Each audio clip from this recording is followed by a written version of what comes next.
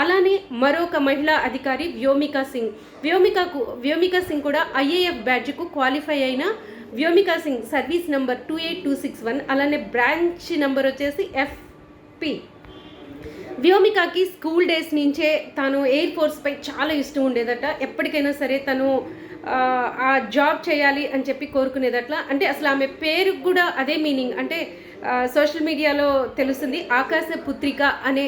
వ్యోమిక అంటే ఆకాశపుత్రిక అనే అర్థం ఉంది. సో దానికి తగ్గట్టే తను కూడా తన ఆలోచన విధానాన్ని ఆకాశంలో విహంగానే విహరించాలి అనే ఒక సంకల్పంతో ఆమె ఎయిర్ ఫోర్స్పై ఒక ఇష్టాన్ని పెంచుకుని జాయిన్ అయింది.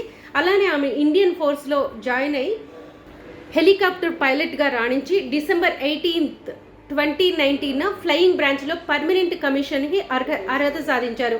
హై రిస్క్ పరిస్థితుల్లో జమ్మూ కాశ్మీర్, ఈశాన్య రాష్ట్రాల్లో కూడా చాకచక్యంగా చీతా హెలికాప్టర్స్ ఆపరేట్ చేసి హై రిస్క్ పరిస్థితుల్లో కూడా జమ్మూ కాశ్మీర్, ఈశాన్య రాష్ట్రాల్లో చాకచక్యంగా చీతా హెలికాప్టర్స్లో 2500 గంటలు ఫ్లయింగ్ అనుభవం వింగ్ కమాండర్గా వ్యోమా సింగ్కి సొంతమైంది.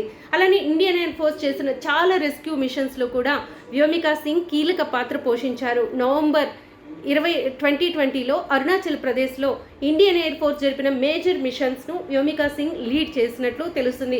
హై ఆల్టిట్యూడ్, ప్రతికూల వాతావరణ పరిస్థితుల్లో కూడా రిమోట్ లొకేషన్స్లో ఎయిర్ ఫోర్స్ నిర్వహించిన పలు ఆపరేషన్స్లో వింగ్ కమాండర్గా వ్యోమికా సింగ్ సేవలు అందుకున్నట్లు తెలుస్తుంది. ఈ మహిళలిద్దరికి కూడా ఎవరైతే కల్నల్ సోఫియా సింగ్, అలానే ఈ ఆపరేషన్లో పాల్గొన్న ఈ మహిళలందరికీ కూడా భారతదేశం మొత్తం కూడా సెల్యూట్ చేస్తుందని చెప్పుకోవచ్చు.